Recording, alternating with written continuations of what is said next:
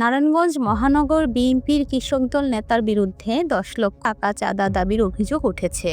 সিদ্ধিরগঞ্জ থানাধীন গুদনাইল বাসস্ট্যান্ড এলাকায় বুধবার বিকেল 5:30-এর সময় গুদনাইল বাসস্ট্যান্ড কেন্দ্রীয় জামে মসজিদের সামনে পাকা রাস্তার উপর সাইফুদ্দিন মোহাম্মদ ফয়সাল মোল্লার নির্দেশে 10 থেকে 12 জন সন্ত্রাসী সহ দেশীয় তৈরি অস্ত্র, ধারালো চাপাতি, ছোরা, রামদা, এসএস পাইপ ও লাঠিসোঁটা নিয়ে হাজী মোহাম্মদ দেলোয়ার হোসেন ভূঁইয়ার ড্রেজার বালুর 12টি প্লাস্টিক পাইপ ভাঙচুর করে এবং 6টি লোহার পাইপ লুটপাট করে নিয়ে যায়।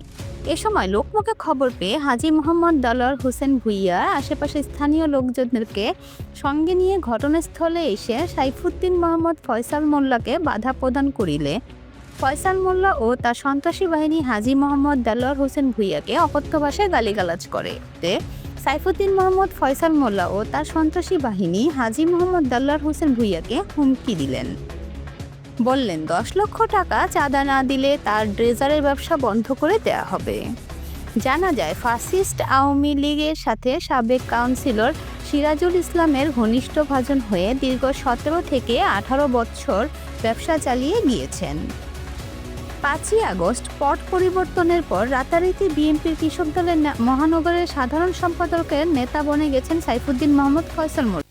সে বৃহস্পতিবার বিকাল আনুমানিক 5টা থেকে 5:30 তার সন্ত্রাসী বাহিনী নিয়ে, এই সন্ত্রাসী বাহিনীর মধ্যে সবই আওয়ামী লীগের সন্ত্রাসী, তাদের নিয়ে এবং সে তার যে এখন বর্তমান দেশ দেখায় যে মহানগরের কৃষক দলের সেক্রেটারি কিছু লোককে মিথ্যা কথা বলে আনাইয়া যে আমার মিটিং আছে আপনারা আসেন, মিথ্যা কথা আনাইয়া এখানে সন্ত্রাসীদের নিয়ে আমার 3 থেকে 3.5 লক্ষ টাকার ড্রেজারের পাইপ ক্ষতিগ্রস্ত করছে। তা আমি এই জন্য আমাদের সিদ্ধিরগঞ্জ থানায় আমি একটা অভিযোগ দাখিল করছি। এই বিষয়ে সাইফুদ্দিন মোহাম্মদ ফয়সাল মোল্লার সাথে যোগাযোগ করলে তিনি বলেন, আমার নামে আওয়ামী লীগের দোষর বলছে। আপনার তাহলে আমি একটু মৌখিকভাবে একটু আজকে বলি। আমি 2011 সাল থেকে 2025 সাল পর্যন্ত সক্রিয় বিএনপি রাজনীতি করতেছি, ঠিক আছে?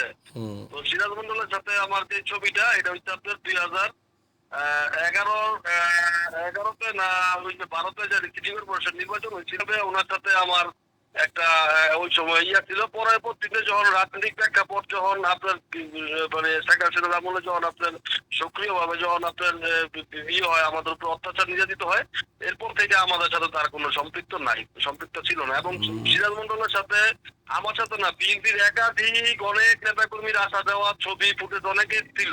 হ্যাঁ, আর আমার বোনের জামাই বোন যে বিয়ে করতে আমুলিক করতো, আমার বোনের বিয়ে হইতে একটা মানুষের লোকের ছবি একটা যদি থাকে, এটা কি আমুলিক হয়ে যায় কেউ? ঠিক আছে।